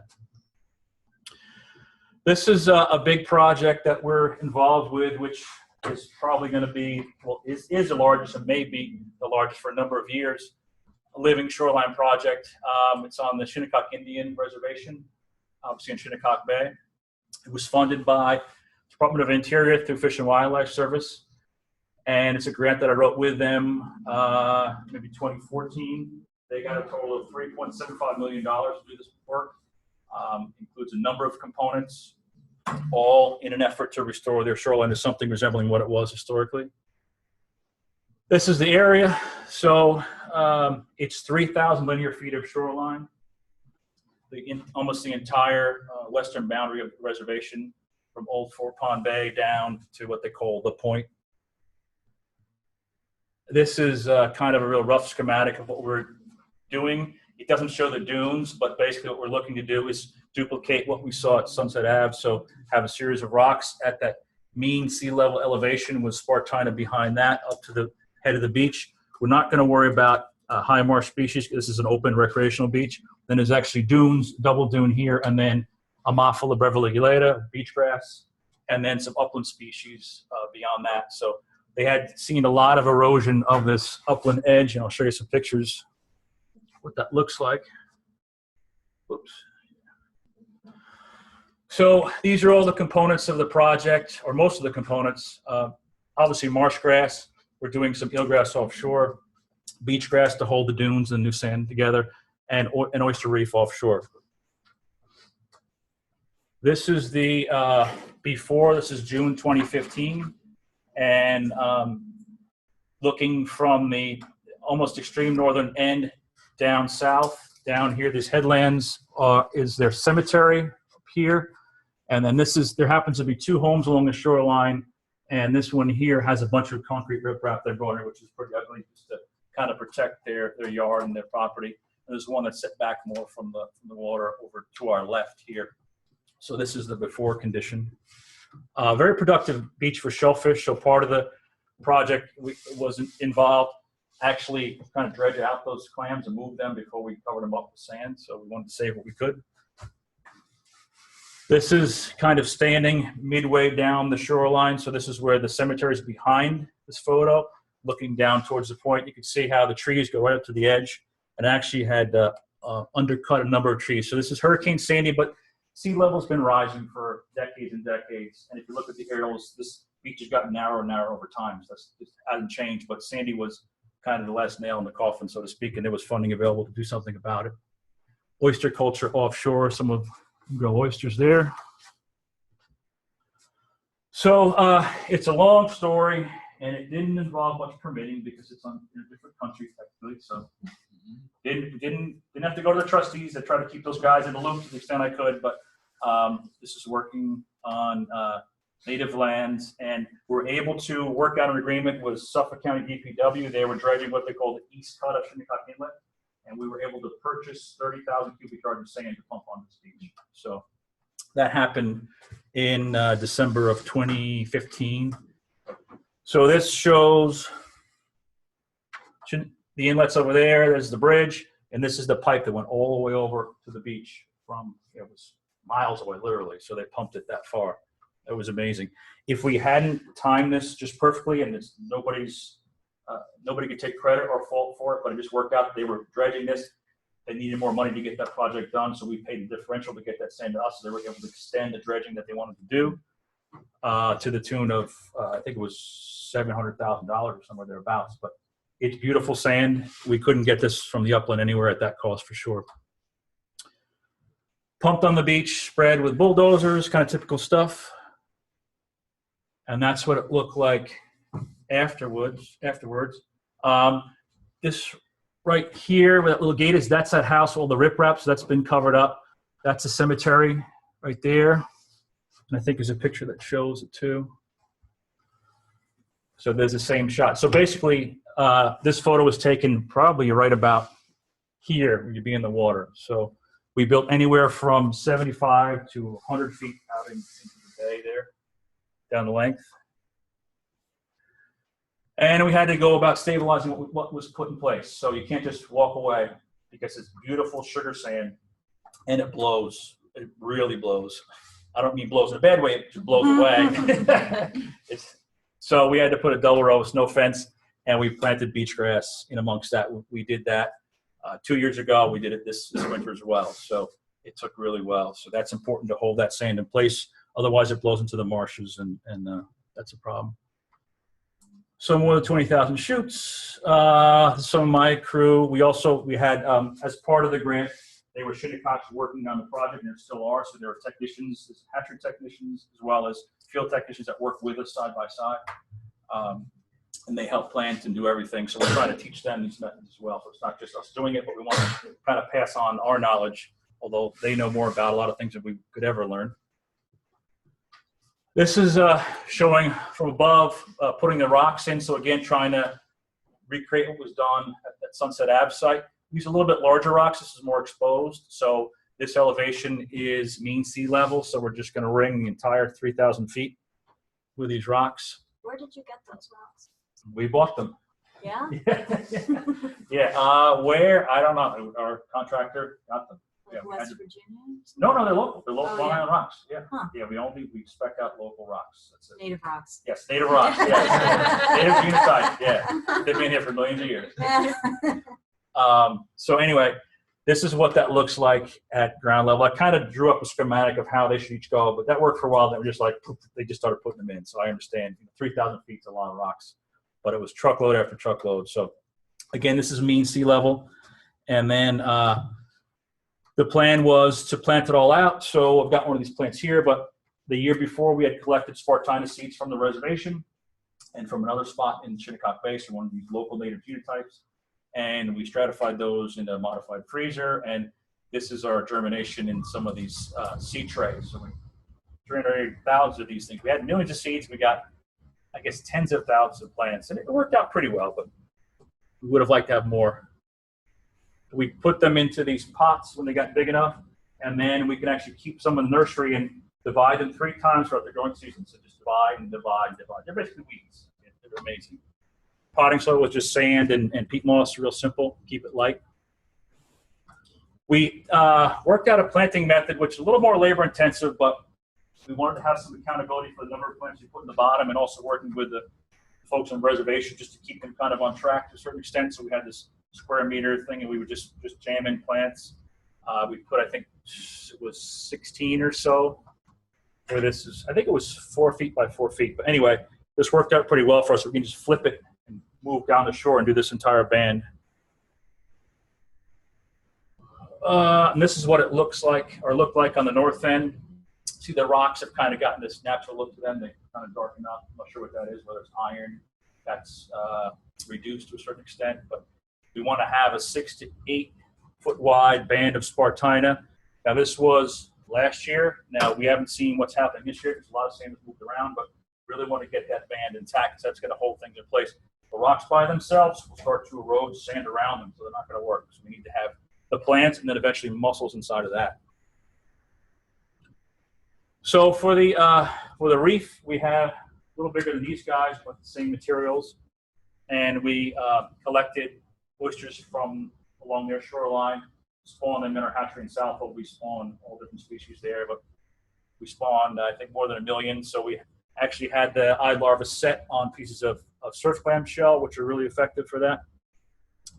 And then put out this reef directly in front of the cemetery to try to protect that. This is just these bags without the live oysters on them, and then we added eventually these, which have the oysters on them. Unlike artificial reefs in the mid-Atlantic and southern Atlantic in the United States, where you can just set out the bags and the oysters will set, doesn't happen here. To a great extent, it's very limited. So you have to kind of bring the oysters with it. We're hoping that over time we'll get some of that, but it doesn't happen as effectively as in Virginia and Maryland and Chesapeake. It's interesting just to show this as kind of a breakwater or something to catch debris. This is all macroalgae that's moving from the southwest to northwest. That prevailing wind in the bay, it's piling up here. Is it good, bad? I don't really know, but you see that this is an effective break to a certain extent. I know that the year before the project, this algae had piled up on the beach by the cemetery, just loaded. So we didn't see that this year. Okay, another project. This is one that we're looking to get funding through the Peconic History Program for. This is with the Peconic Land Trust. They're the owner of the property. It's called Widow's Hold. This is Greenport. Clark Street, 4th Street, kind of on the corner there. This piece right here, and we'll zoom in. This is what it looks like. It was an old Mobil Oil Company Corporation tank farm. They removed the tanks and some of what was underground, and then deeded it to the land trust. So we've been working with them for a number of years to come up with a plan. We just submitted a permit to do the work, and we're hoping that the funding comes through to pay for this. But we've got some ideas based on modeling that site in Orient Harbor. It's very similar, if not the same exposure. This is what this site looks like, and the issue here is, I don't know if you can pick it up on this. I'm sorry. Where is it? It's in Greenport. So the village is up here. The ferry comes out here. This is right here. So if you take the ferry from the South Fork, it's on your left-hand side. So it's not very dramatic in this photo, but you see this kind of this cove in there. Basically, the wave energy is cutting into the property. You see that better here at a lower tide. You've got a kind of a headlands of Spartina and rib mussels and rocks there, which mimics many of the areas that have become stable in these natural systems. So we want to kind of recreate that. So the idea is to fill this all in with sand and run a straight line down the shoreline, plus restore dune habitat and some uplands beyond that. This is the upper beach area. This is actually the high tide's up there, but this is lower high tide. All these pipes are part of the sampling system or array that was put in to sample the site before it was gifted or given to the land trust. These were all cut off at ground level. Now they've eroded and eroded and eroded. So these used to be, you know, another foot above this. So this beach is just disappearing over time. So we want to do what we can to save that, because eventually the water will just break through and go into this widow's hole towards that house. We want to prevent that. I recognize this person. So this is, when was this? This was in This time last year. yeah, a little bit later maybe. Did a field visit there. This just shows, not going to hit with big waves all the time, but there's boats going by. It's pinch point in the estuary. All the boats run by here. All the donzies run by. The ferry runs by. So it just waves all day, every day, hitting the shoreline. So that just incessantly beats on the shoreline. So it's something we have to think about. But again, these plants are surviving here. This is looking back the other way towards the condos. And this is one of my last slides. Can anybody guess what that is? I'm so excited about it. It has to do with shellfish in the nursery. I'll zoom in a little more. This is what's called, it's only this big. It's my thumb holding it. It's a little downweller where we run water over this. A little close up, better. That's really close up. So that's its baby. That's my iPhone through the eyepiece of a dissecting scope. It doesn't work so well, but anyway, these are rib mussels. It's the first time we've ever produced them to the point where they're actually bissing to something. So we're really excited about that. We've talked to people all over that have tried to do this. I don't know that anybody's got this far, but if we're going to be in the business of kind of producing these, we're not in business, but you know what I mean. We need to be able to produce some from a hatchery as opposed to dig them from the wild stock. So this was just yesterday in the lab out in Southhold. So I'm hoping that these guys will grow and we can produce millions and millions over time so we can reseed these natural shorelines, living shorelines with the appropriate species.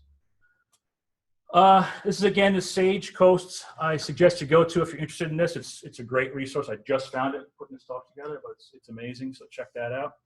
I think that's about it. Bulkheads can't withstand everything. That's from the Sound, I believe. I don't know if I took that picture. I found it somewhere, but it looks like it's North Shore for sure. But, anyway, that's it. Any questions? Yes. How would this system work, restoring a shoreline that is all dredged soil and where the dike was built right out along the shoreline? What do you mean by dike? The dike that they filled in behind they filled behind it with dredged soil on Conic River. Oh, okay. So like where there are a lot of berms Yeah. along the shoreline and then dredge spoils behind them. Yeah, in the like Sawmill Creek or Peconic River or okay, yeah, it would work perfectly fine. The only issue there would be Phragmites moving in and taking over, which would be lesser habitat, but it would actually help stabilize it that much better. But yeah, it would work fine. Would you have to remove the berm? You would need to get, depending on where you were in the river, how intertidal it was or how much tidal prism you had in there. You want to take advantage of that if you want to go spartina. If it's far enough up, it's not going to be spartina, it'll be something fresh. But if you're in the intertidal estuarine portion of the river, you'd want to, basically I didn't talk about it, but the slope will dictate how much marsh you can have. So I talked about mean sea level to mean low water and mean sea level to mean high water where the grass grows. I mean, if it's like this, you can only grow this much grass, but if you flatten it out, you're going to get more marsh, more habitat, more protection, more buffering, all those things. So it can work anywhere in the spot like that, but you have to grade the shoreline back. And that's one of the problems with people's backyards, canals and bayfront. Nobody wants to lose 20, 30, 40, 50 feet of their backyard to put something like this in, but maybe it's cheaper, better in the long term. We got to think about those alternatives. You put a bulkhead in, you're going to replace that every, how many years? It's going to be 15, 20, whatever it is, especially if it gets undercut. So we have to think about these different alternatives and the cost-benefit analysis of those. So, yes? What's involved with growing spartina in a planter like that? It grows in fresh water. It's really, really easy. It couldn't be anything easier. We have, you don't have to salt harden these, but you can this year. We didn't the first year, and we did see them yellow off quite a bit, but they didn't die. But they spend a month kind of getting used to those conditions. So if you have the time and ability to either put them in intertidal locations, grow them, or salt the trays, you can do that. But you don't have to. They grow better in fresh water, actually. So And they'll excrete the salts out of the end of their leaves. You actually see it build up here when you grow with the salt. But yeah, they're super easy. You can actually just dig a little chunk out somewhere and just divide it and divide it and divide it and divide it and do it that way. So it's real easy. I didn't talk about other species. You can look at Spartina patens, which doesn't really come from seed very effectively. That's the next species up. Distichus spicata is another one that's really good. It's a good pioneer species that kind of takes over initially before the Spartina patens moves in. There's blackgrass beyond that. There's a whole bunch of species, but this is really the workhorse of the intertidal shoreline. Everything else is from high water up. Any other questions? If not, thank you for being patient, and see you another time. Thank you. So we're going to finish with the survey. Just ask a few questions, and then I invite everybody to come up, look at the props that Chris brought in, the shells, the plants, and just a quick announcement before some of you leave. On the bottom of the agenda for the next CAC meeting, it has a very general mid-August in the evening on the North Fork type of feel. It's because we're waiting on our next speaker to solidify a date, but we are looking at mid-August. It's going to be something that's in the evening, and we're looking to have it on the North Fork, most likely at the Peconic Community Center. So just as a note, but as we do solidify our next speaker, we will send out the specific date and time. All right, so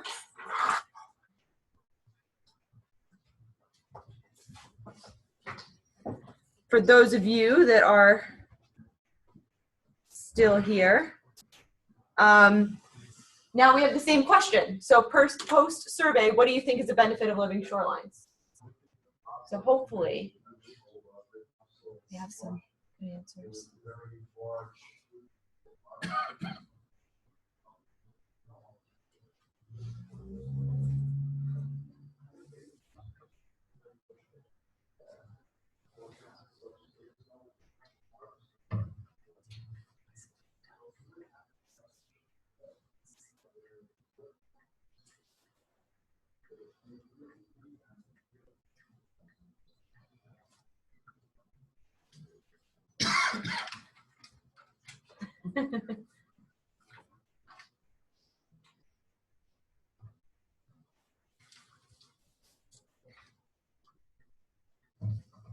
Maybe you should read it out. I can't read that. Oh, erosion prevention, same answer. Reduced wave energy, slow erosion, filtration, restoration of eroded coastal area. Stabilization and support for local plants and shellfish. Decrease in erosion.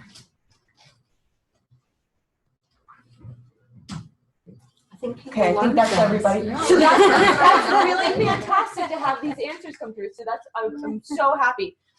So the next question should be really, I believe it's the next question.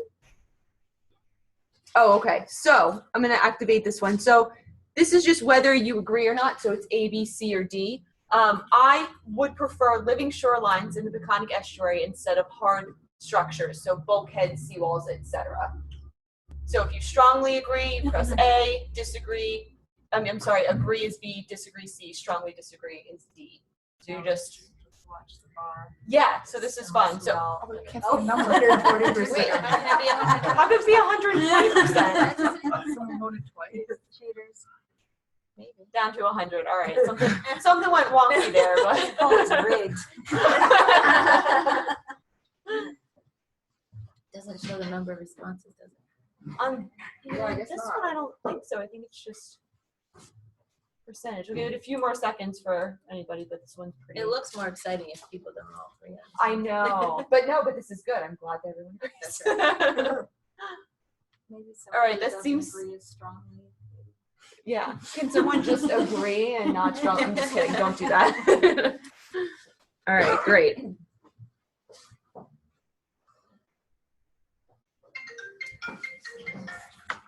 So this next question, how important is it to you to incorporate living shorelines into future restoration plans in the Peconic Estuary?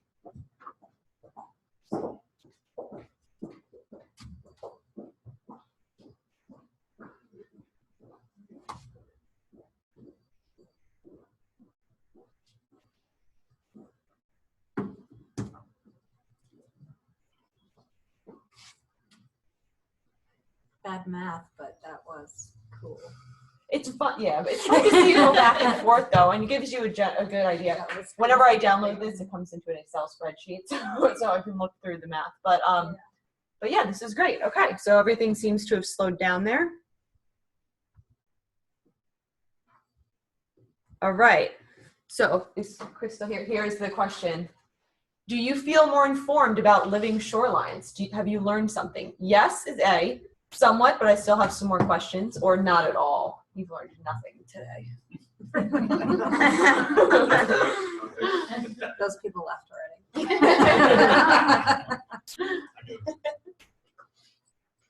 Please ask questions. Yeah. And at the end of this, we'll flip the lights on, continue the discussion, come up and see everything, and grab items from the table, all of that. Okay, sort of tapering off there as well. All right. Okay, now before you start answering, what we're going to do is rank these topics, which are actually topics that we're covering through the 4 CAC meetings. So the question is, which is the most important issue PEP should focus on managing? So then we're going to go down the line, the second most, the third most, the least important. So you're only going to answer A, B, C, and D once over the next 4 questions. Okay, does that make sense? So the earlier CAC meeting that we had in January, we covered pathogens. Now we're covering habitat restoration / living shorelines. So we also have sea level rise, climate change, and nitrogen / harmful algal blooms. So to you, what is the most important topic of these 4 that PEP should be focusing on for our future management plans?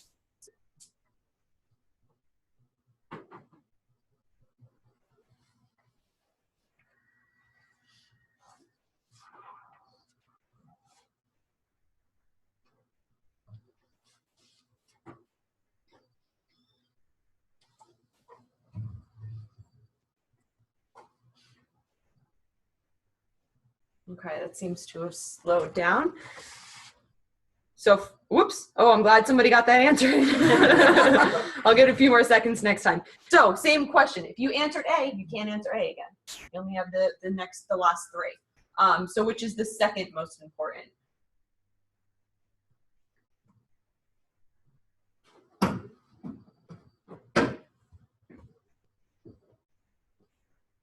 Oh, that's pretty split. Look at that. All right, I'm gonna give it a few more seconds because I almost gypped somebody out of a question. So another few more seconds. Okay.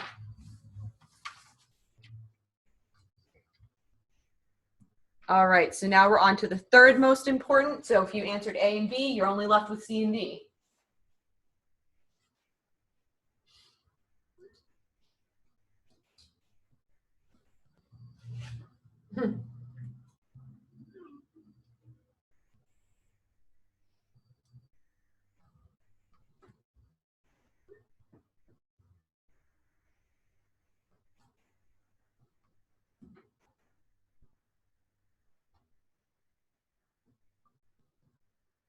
Okay, I think that's everybody.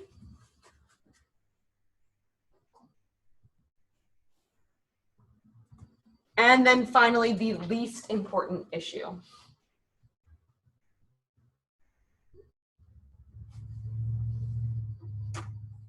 I didn't take it as the least important issue, but maybe more difficult on managing. Okay, that's okay too.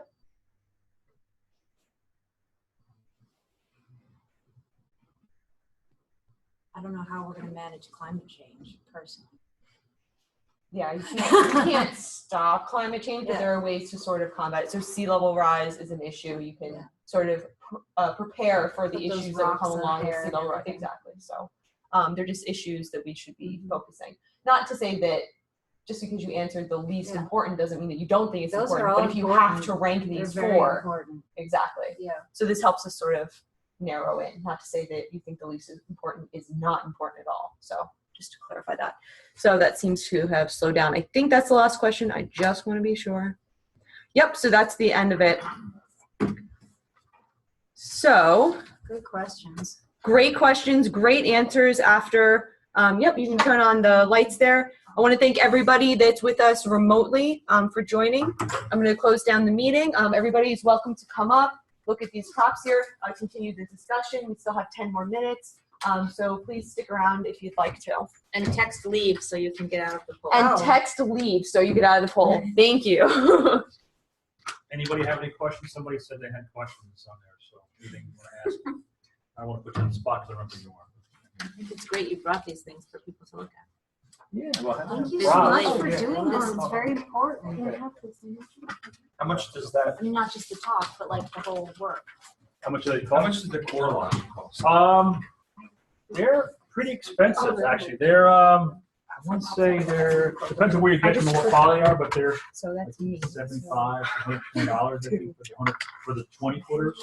Bigger ones. Yeah. Hi, Christy. It's Rachel speaking. How are you? No. Sorry, we couldn't do that. We should like Pragmatic stamp. Why So you not? said you try to do 6 to 8 feet. Hi, Christy. It's Rachel Brusin. Can you hear me? At the Shinnecock Reservation, that's what the plan was there, because that's kind of how the slope of the shoreline was. You don't, and you want to get as wide as you can. That's gonna, the flatter is, the more you're gonna undercut the waves further offshore. You want to do that as far offshore as possible. So, based on the components you did at Shinnecock, how much per foot did it come out to be? We haven't worked that out, but we can. We're not done yet. Well, $3 million to 3,000 feet. Yeah. Approximately, right? Yeah.